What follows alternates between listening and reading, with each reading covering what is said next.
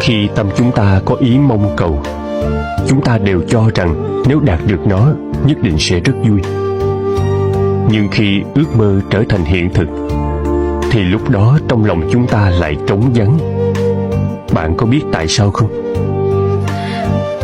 Sanh khởi dục vọng cũng giống như đang ước mơ một điều gì đó. Một khi đạt được rồi, nghĩa là ước mơ từ bấy lâu nay mình trông đợi không còn. Sự chóng vánh của sinh mạng như nước chảy qua kẽ tay.